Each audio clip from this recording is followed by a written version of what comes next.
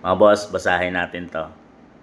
Ang pinakamataas na confidential at intelligence fund po is Office of the President with 4.5 billion.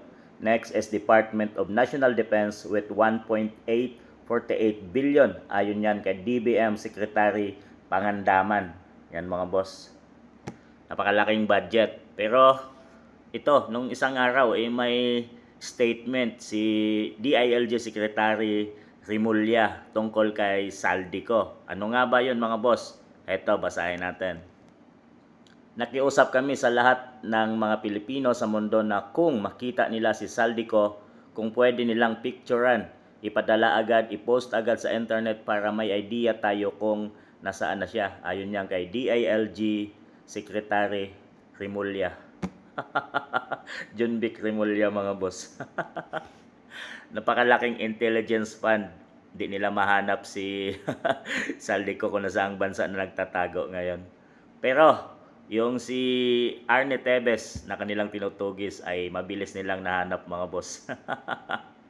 At talagang pinauwi nila agad dito sa bansang Pilipinas para dito litisin.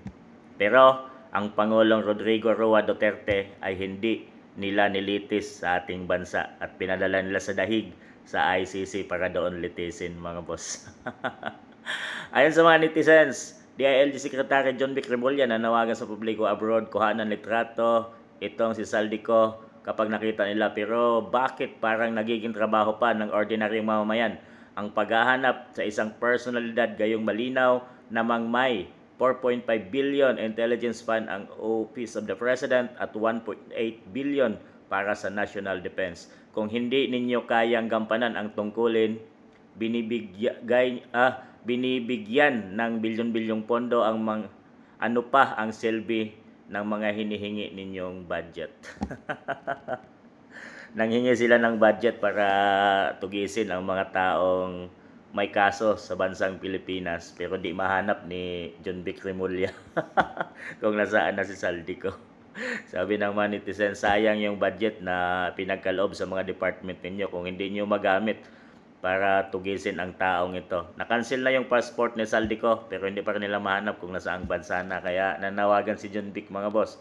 Kung makita nyo sa mga OFW abroad kung nasaang mga lugar man kayo at makita nyo daw itong si Saldico, i-picturean nyo at i-post na agad sa social media para di na maghanap itong si DILG Secretary John Vic Rimulya. Mukhang nahirapan na siyang hanapin kung nasaang bansa na nagtatago itong si Saldico. Ano masabi niyo dyan mga boss?